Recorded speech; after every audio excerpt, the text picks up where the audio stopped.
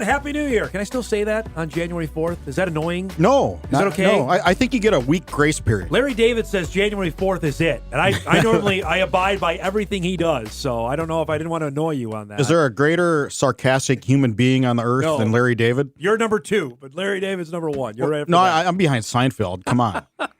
Welcome to the latest Kolpack and Izzo podcast.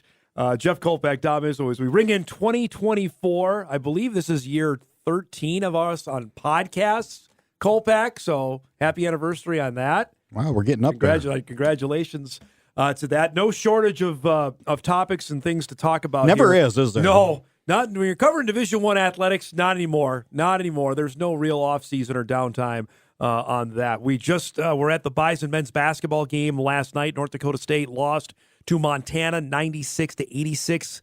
Dickinson's on and Moody went 36 points for the Grizzlies. He in his 7th year of collegiate basketball tore it up last night for NDSU. Personally, to me, the biggest story was off the court, where the Bison lone senior and leading scorer Boden Skunberg was not at the game. He wasn't even benched. He wasn't in the arena, which leads to a conversation I want to have with you about what's the actual terminology. A coach's decision by David Richman. Richman saying that Skunberg is still a valued member of the team. It is nothing off the court or academic involving Skunberg. This is an on-court leadership, culture, expectation that was not met, Kolpack. So let's go to that first point. I phrased it as benching. I think I tend to agree with you, though. If you're not in the arena, I think you're suspended. I disagree. Wording, I think we tend to get a little soft on wording sometimes. I'm cautious, I would say. Right? Well, because you hear about coaches, their contract not being renewed. You're right. You know what? You're fired. You're fired. Yep, I agree.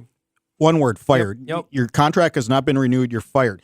And if you are benched and you're not in the arena, you're suspended. And there's no timetable for your return, and Dave said, I hope he's back by Saturday. Yeah, maybe. That to me is an indefinite suspension. Okay. That's what it is. Okay, so from that, let's go. Let me ask you this. Do you think he plays again this season? I think it's less than 50-50 that happens. You think so? I do. That's an uninformed opinion. That is just my gut. I don't know on this. Well, we don't know what happened, and let's put that right up there on the top thing, on the top shelf to discuss. We don't know what happened. All he said was on the court. Yep. It wasn't off the court. It wasn't academic. It was no violation of the city of Fargo. Anything with a public record of that sort. Decision was made for the culture of the team on the court, and that leads me to believe, and I guess you're left with speculation. Right. And that's what we do at Podcast Land here is speculate a lot of the times.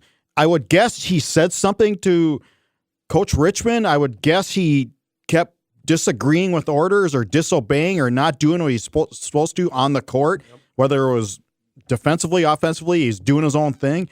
And I think at some point, and maybe he said something, but I don't know what else it could be other than that if it's on the court. Right. I don't – his play has not been stellar either, though. I will say that. He has not been the first-team preseason selection that he was. He has struggled this season. South Dakota, he wasn't a big presence. The last time they played a home game before that, the Portland game, he really didn't do anything in that game. He hasn't been what they've needed production-wise. I'll just say that so far this year. But it's a disciplinary matter. Yes. It's not injury-wise, health-wise. Assume his mental health is good. We always hope his mental health is there. Yep. You can never discount that. I mean, college athletics, Division I level, well, any level is high pressure, but especially at the Division I level, there's more scrutiny for sure. Dave said to us after the game, hopefully soon, about him coming back, Skunberg, but there are still some things he and I and the team that we're all working through to make sure that understanding is executed. Can you do that in one day because they're leaving tomorrow for Eastern Washington? I don't believe so. I don't believe he's on the trip to Cheney for that game. I think it's less than 50-50. Maybe I'm all wet. Maybe, who knows? Maybe he's playing on Saturday. It affected him yesterday because at least I think he was somebody that could try to hold down on and Moody. Defensively, they certainly missed his presence there. There's no doubt about that. Because if there's anything that Skunberg is, he is a nuisance to play against. He certainly makes it difficult for the opposing team to get shots off. Yeah, I appreciate Dave being upfront as much as he wanted to be about that. Yep. he could have just not said anything. Yep. And he could have just tried to say no comment. Yep. That being said, not explaining what he did now just Opens leaves up it the open. rumor mill there. Yeah. It was noticeable that the entire Skunberg family was not in attendance. You know that, Jeff. There's normally 30 to 40 strong that do not miss a game. I had an email about this to Hot Mike. I want you to answer this. If not a single member of the family showed up, that tells me they're not even interested in the team as a whole. That gives us some insight into this situation. What do you make of that? Interesting. Yeah. I thought that too. I'm like, well, there might be more to that than we think. Another email. Skunberg has been struggling. Almost feels like he's not been part of the offensive design recently. It seems like most shot attempts he has taken have not been in the flow of the offense, but simply one-on-one opportunities or second-chance baskets. He's obviously a very polarizing guy on the court emotionally. His frustration probably boiled over in front of the team and coaches after the USD game or recent practice. I truly hope he comes back. His fire on the floor brings an edge that this team needs. Well, when the family doesn't show up, I will say this from experience. When our oldest at North High Hockey got suspended in a poor decision, we still went. Even though he wasn't playing. Right. You still have to show support. You still have to be there for the others. This is what you do. There wasn't a soul there last night. Interesting. Yeah. So maybe he won't come back. I don't know. Yeah, right. That's the catch-22 of this, the $1,000,000 question, whatever cliche you want to use. But this is a real turning point for this season. We're one game into the conference play. The Bison are going to go play a really good Eastern Washington team, and they're probably not going to. That's going to be a tough game for them. Eastern just won by 20 in Vermilion on Wednesday night. They're still Division I athletics, Correct. right? For now, they're still D1.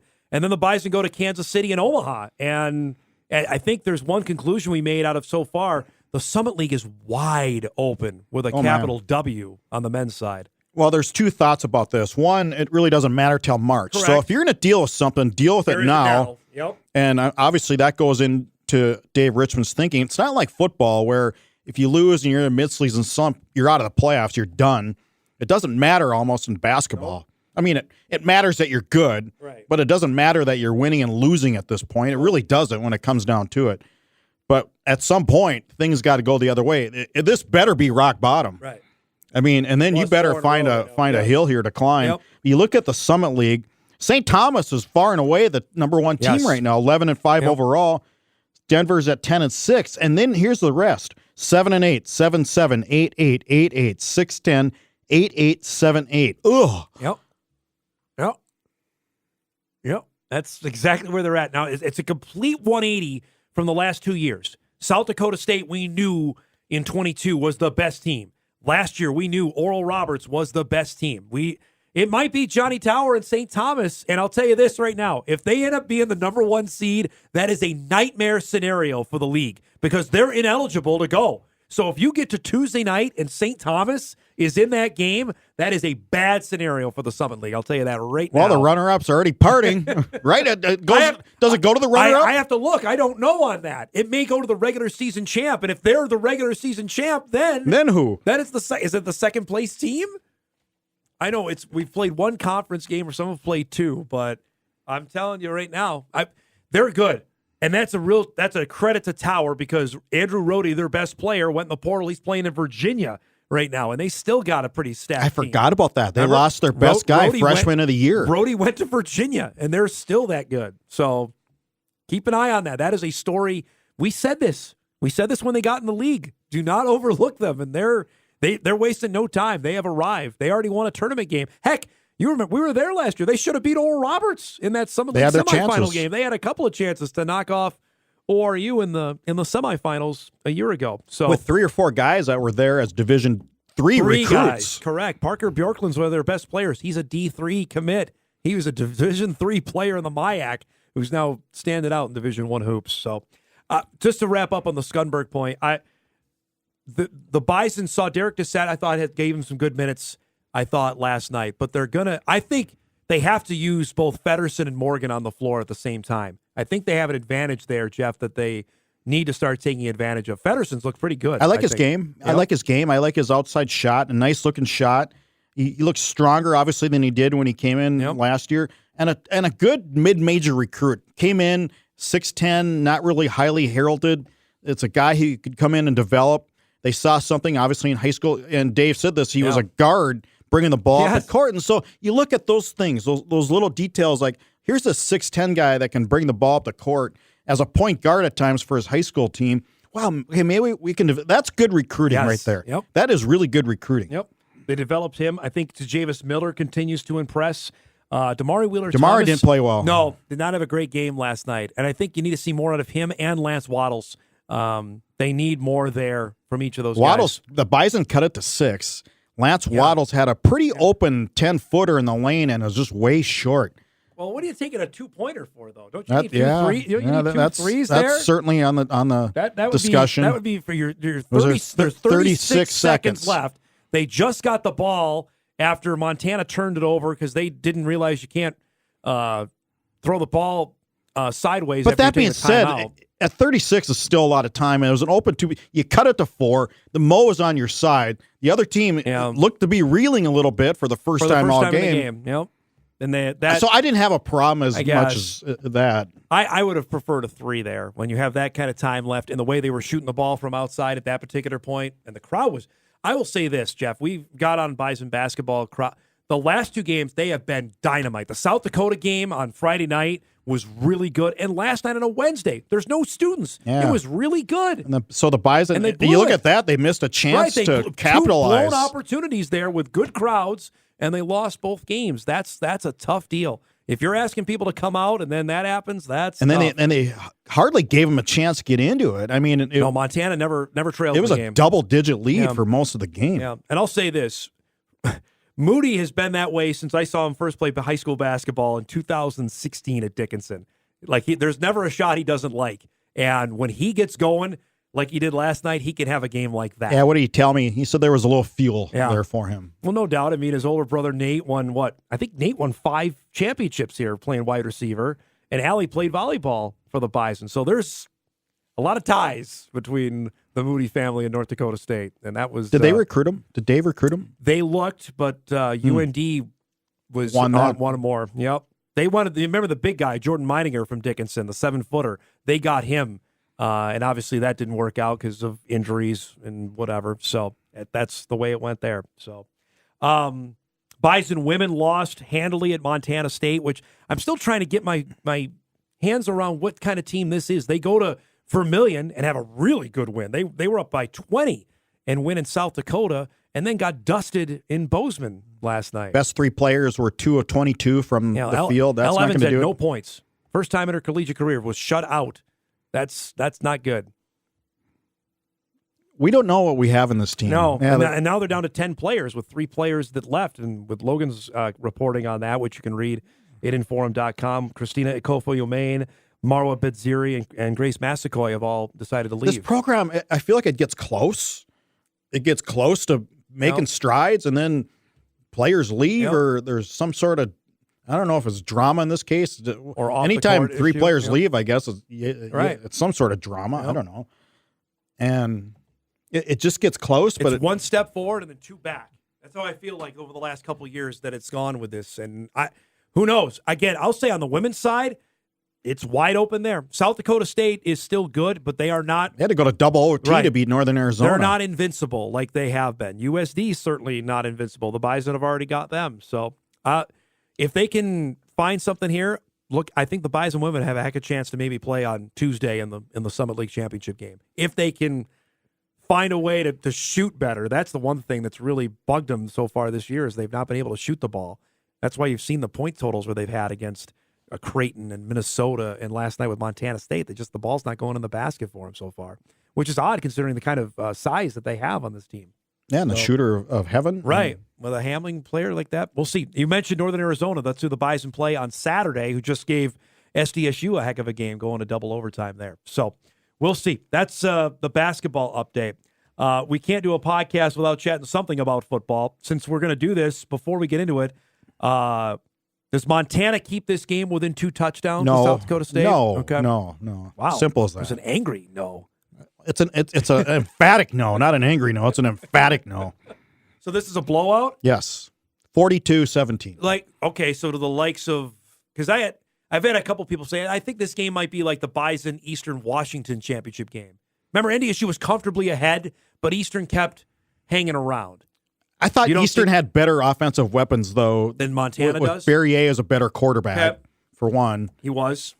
Had a pretty good running back. I think Junior Bergen's an explosive receiver, but they have scored in so many ways. At some point, they're not going to score on a punt return every game. I don't Kickoff return every game. It's not going to happen. We're not going to have a NDSU James Madison kind of championship game here. South Dakota State is that good. I will throw this at you. If you saw the news yesterday, that Football Scoop reporting that David Braun, the new permanent football coach at Northwestern, maybe looking at Zach Lujan, the former Jack quarterback, who's now the offensive coordinator at South Dakota State. I heard yesterday that's been going on for a week. Really? Yes. So this is a fait accompli. This is going to happen. And does Monday? He bring his quarterback with? Well, that was my next question. Well, For people that don't know, where's Mark Gronowski from? He's from Chicago. So that would make a heck of a lot of sense with 2 years of eligibility remaining. And I'll say it's what else does Gronowski have to do? When they win this game on Sunday, he'll have 2 national championships. I mean, what else? If you got a chance to go play in the Big Ten and make some money doing it, 3 of his best old linemen will be gone. His best running back will be gone. His 2 tight best end, wide receivers. I would say. Let's not. We haven't discussed money here. No, I would say. How about a few $100,000 here, Mr. Gronowski? I would say over $1 million. Would you? You think so? It's Northwestern, man. They've got some coin at that school. I would think, let's go. I think you can connect some dots there. Certainly, if Lujan ends up getting the job, I think you can start to maybe go down that path. We'll see. I don't know. At some point, SDSU is going to lose some guys. I think culture can only win out for so long when money comes into the equation and the opportunity and after winning, too. Right. I mean, I think NDSU had some guys leave. It's like, well, I've already been here. I've won 3 titles. I've won 4. What else is there for me to do? And I can't begrudge them one bit on that. So that's something to keep an eye on. I want to chat about your story you have right now at Inforum.com. You visited with Javier Darrett, Bison defensive tackle who's moving on. He's in the portal. And frankly, Jeff, I think this has all come out of the last 2 games of his collegiate career. He had a great game against South Dakota, and he had a dynamite game against Montana. He's a good guy, first of all. We enjoyed him over the years, and he was fantastic with me on the phone yesterday with him and his brother. That he wasn't really planning, I don't think, on playing. Yeah, I got that distinct impression that he was done. His brother, who's an exec for J.P. Morgan, was looking at getting him in some internship program in some of these metro cities, and that internship program, it's like an entry level to J.P. Morgan. Then all of a sudden he blows up here, and especially against Montana. Yes, it was really good. 6 tackles, 2 quarterback sacks, played great. All of a sudden, here comes some FBS thoughts. Goes into the portal. I don't have the list in front of me. USC, Minnesota, Michigan State, Nebraska, Cal, UTEP. He's not going there. Not with Colorado State, not going there anymore. Not with the ones that have offered him. No but way. Is he? I don't know if he's totally set on playing either. I sort of left that open on the story. I didn't say he's going to choose this because he's still thinking about life here. Yeah. I think that's the gist I got. He didn't tell me directly, but he's a pretty good academic guy, smart dude. I don't know if he's given a lot in football. 5 years is a lot. Long time. And now you have to, okay, am I ready to do this? Sign it up all over again. That's a lot for a 6-year. Granted, if it's at a Big Ten place, if it's at USC, where Matt Entz is currently at, is there an intrigue there? But there's a lot of commitment that goes to that. But it's a really cool story to see how that all came about. Basically, after, and he said, I'm glad he said it to you as well. He underperformed. He did not have a great 2023, and I'm glad he acknowledged that until basically that game against South Dakota and the game against Montana where he flashed on that. Javi is what's right with the transfer portal because he gave us 5 years. He got his degree. He wasn't really thinking about it, and he was more thinking about life and graduation and his next job.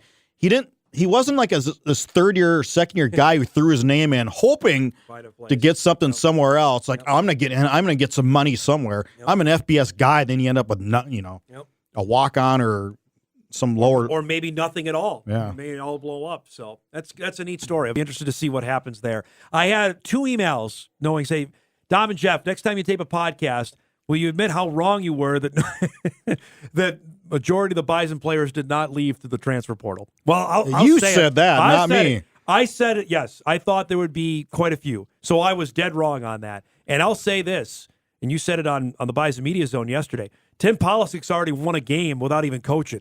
It's a big-time win for the amount of guys that have decided to come back already. And especially considering that Tyler Roll was a apparent player favorite to take that job. So he had to deal with that. He had to deal with recruiting.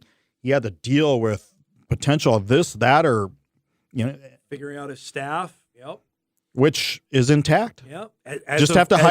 As of now. Have to hire a safeties coach, which I think is going to be taken care of here in the next 2, 3, 4 days. Yep. Then he's pretty much locked and loaded, which that's a whole entire offensive staff is back. And I was here. Well, what about Tyler? Tyler's here. Yeah. I know they didn't throw out a release like, okay, here's.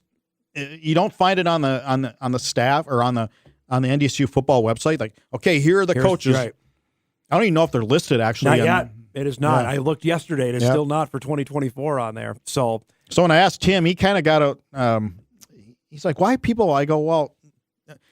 Your last comment on this was, as of now, he's right. Yes, That's what he told 1660. Yes, correct. As of now Tyler's our OC. I go, that's not exactly we're ready to go. Ringing endorsement of this is what's going to happen. Yep. But he said we're set, and so those 2 words. Then you have to take them for what it's worth. That's all I needed. Absolutely. I will say this: the Green and Gold Collective has certainly made an impact. It kept Cole Wisniewski here. I think it had an impact in keeping Gray Zabel to come back for another season. We had talked about this on this show for 2 years about the need for NDSU to get in the collective game, and now we see why the importance of it. How many in the FCS have collectives like this? I mean, Montana State has started something. It's all depending South Dakota State, I don't think they do. No, it all depends on what your definition of collective UND is. has the Alston payments. The 701 club there that they have going on.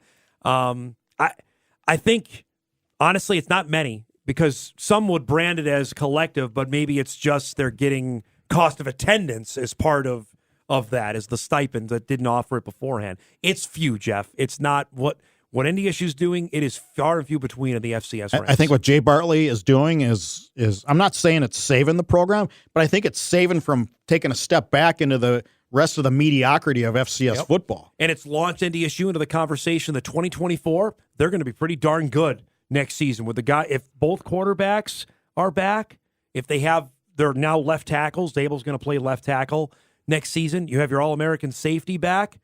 You're in a good spot to have you. If you've got those guys, and with the momentum they had to end this past season, they're off to a good start for 2024. I thought Jaquise Alexander in the back end played well. I agree. Najee Nelson's going to be a guy that's going to play quite a bit. Kubit's coming back. Kubitz is going to be back next season. Joe Stuffle is going to be back next season at tight end. Eli Green is the big one, I think. And another one I'll throw at you is Dylan Hendricks, because Hendricks, remember, did not play in the game against Montana. His presence was missed. Hendricks came on. Like he's a first-team All-Valley player this past year. Boy, he's a man, too. Right, he's a dude. He is a man. I mean, you look at him. But I won't discount you. Green is another one that I think the guys that were at that Green and Gold meeting that happened in December when Tim Miles came back. Are they all here? Kelton McCaslin. He's here? He's here. Green was there. Both quarterbacks were there. Wisniewski was there. Zabel was there. Those are the heavy hitters. That was identified by Bartley as these are the heavy hitters that we need to have on the roster. And so far, they are all here. Just like Roy C. Peterson in the early 60s, the boosters have stepped up. But it's allowed now. It's completely legal, and this is the name of the game of how it's going to work. It's also key, though. They still need to contribute to team makers. Right. I mean, that can't go away. And that's got to pay the academic bill. That's the intriguing part of this. And now you mentioned it yesterday. They only lost the 3 FBS recruits that went to Power 5. Do we know about the Montana kid? As far as I know, that's still out there. Now, the signing window is closed. Date in February. Right. So I would anticipate that's probably still on track. Henry Sellers, who you're talking about, from Kalispell, is still. Now, he was a Jason Petrino recruit. Oh, yes. And remember that Petrino's from Kalispell, and obviously he's not being retained on the staff. I think there had to be some conversations, but from what I'm told, that's still going to happen. They also got a late one. The Matthew Stenbroten kid from Wisconsin, who was a Syracuse commit, that he decommitted when Dino Babers got fired. Who recruited him? Polasek did when he was at Wyoming. So there was a known relationship here That's a 3-star linebacker. He's going to play defensive end. That's a huge addition. And we still believe that there's a couple portal guys in the mix here. I believe so. Yep. I think that over the last few years, the February period has been almost an afterthought. Not to say they haven't got good players. Jaquise Alexander was a late signee out of the February period. I think it's not going to be the case. I think it's going to be really active, Jeff. That February 7th, when that comes around, the Bison are going to be pretty active that day, including, I think, a quarterback. Because they have to address that. Because Bo decommitted, there's no quarterback. That could be a transfer spot there they could add in that position. Because right now they have Nathan Hayes, other than Cole Payton and Cam Miller, Nathan Hayes. And then Trey Drake. Right. With Peter Anderson moving on, that's the QB room right now. Not a desperate situation, in my opinion, but you need to address that there. I don't believe you need 5. Do you believe the next starter is on the roster right now? If not counting Peyton, I don't. After 2025, so Peyton would be here 25 theoretically. Well, if he's coming back, if he's staying here now, he's going to be back to have 1 year left. Sole control. Right. I would imagine 2026. You got to be thinking about it. Yeah, that's what I'm saying. I don't know if that's currently on the roster. And you alluded to this yesterday. How many quarterbacks are in the portal right now? It is and how many guys like the Furman starting quarterback going in? What's he going to get? We saw him play. Does he think he's going to get something better than being the starting quarterback at Furman? Well, clearly somebody's telling him that. Somebody's telling him that. That's how it goes. I thought Furman guys are smarter than that. Somebody's telling him that he can get a bigger spot and maybe in a group of 5 job. I don't know. Maybe they'll take him back. Schools do that. I wouldn't do it all the time. I wouldn't do it. You can't test the waters. Look, with Missouri State, Ryland Sharp is going back, and I'm sure for Ryan Beard, he's like, come on, we'll take you. We need you at Missouri State. But does that work in the long run?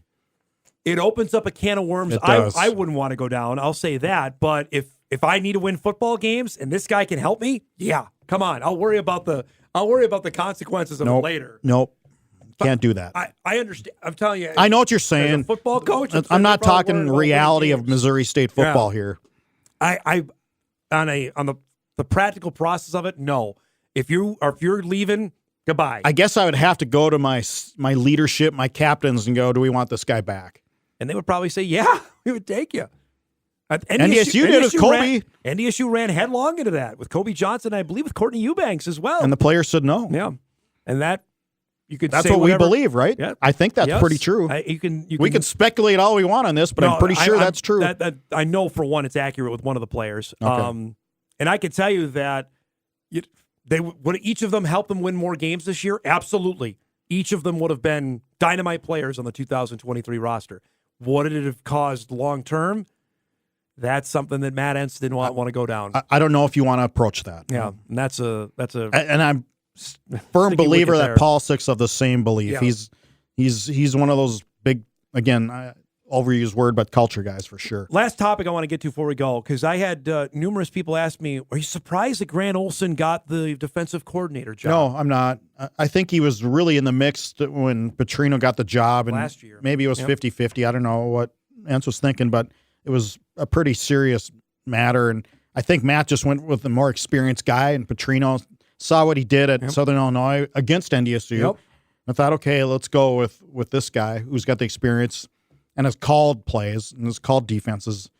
But obviously Tim and Grant go way back, and so it was a pretty quick move. And I'll say this, Grant also, for people forget this, he spent time at other spots. He was with Craig Bohl for a few years at Wyoming. He coached for a couple years with Kurt Mallory at Indiana State. So he's been out there as well. It's not just been all NDSU green and gold. He bleeds Bison, but he's also coached at some other spots that I think that was appealing as well. And don't forget, he's a smart guy. Oh, God. I mean, wasn't he an all-academic guy all those years? I mean, pretty intelligent guy. And from what Cole Wisniewski was here in studio on Tuesday, and he said to expect maybe a return to the traditional Bison defensive look. And I would imagine that with Olson and Nick Gazer being the co-defensive coordinator. Aren't we of the belief that there was too many looks last year? It was almost too complicated. I believe, certainly in the first half of the season, yes. And that's what Matt, after the UND game, the head coach goes, we need to simplify. Yep. We need to do what we do better. I'm paraphrasing what he said in that press conference, but I think that's what happened. Yep. So As far as we can tell, it means Lewis Walker is back at the cornerbacks coach. He is back. Jeff Phelps is back at defensive tackles. And then on the offensive side of the ball, that Steve Crutchley at wide receiver. He's back. Joe Bishoner at running back. Dan Larson. Dan Larson at offensive line. Now, Randy Hedberg, if you're saying we're set, that means that Hedberg is going to come back and be passing game coordinator. I don't know about associate head coach. That was his previous title under the old staff. That's something that we still need an answer on. And then obviously Tyler Roll at offensive coordinator. Randy's sort of like me and McFeely a little bit. Like, when are you going to retire? How long do you want to do this? I asked him that last year. I asked him that last year on Media Day, and he laughed. And he said, I've had that question. I still enjoy it. I still love what I do. And he looked at me and goes, what else would I do? And that's a good question. So as far as we know, that he's going to be back in 2024 until told otherwise. I know what I would do. What would you do? Golf and bike and hang out, golf. And bike some more? I'd have a great-looking lawn, man. My lawn would be the best on the block. I'd make sure my sprinkler system works to the full capacity, which it never has. I know this on the north side. You don't mess around with that. If your lawn is not looking good. Oh, I take it from my neighbors. You'll hear about it. Hey, you're looking a little brown there, Jeff. Of course, we got Bison women's basketball coming up on Saturday, Northern Arizona and North Dakota State. The Bison women are home next week as they get back into Summit League play. And we'll update anything on the Boden Skunberg situation as it goes. The Bison men are going to Eastern Washington. Have you been in that basketball gym, right, out there? Didn't you tour that? I know. Yeah, we walked in it. We walked in. Not no. When you don't joke about Division I. I mean, that's not a Division I facility. I felt like it was like was it Western Illinois? It just kind of felt like that. Yeah, it was not great there either. So we'll see what happens coming up here with the Bison. Put it this way, I don't recall much of it. No, what's that tell you? Right, it didn't like leave when we walked into Missouri States and all these basketball arenas we've seen. You remember them? Heck, even Montana. When we were just out there, I walked into Dahlberg Arena. I'm like, this is a cool setting. It's old, yeah, it is, but it's still a cool setting for a basketball. Montana State needs a little TLC. Their basketball arena. Yeah, they got a track in there. Yeah, it's so 70s. That's a good word for it. Thanks so much for listening, everybody. Latest edition of the Kolpack and Izzo Podcast. You can find past episodes available at Inforum.com, Google Play, Apple iTunes, wherever you find your podcasts. Thanks so much for listening, everybody.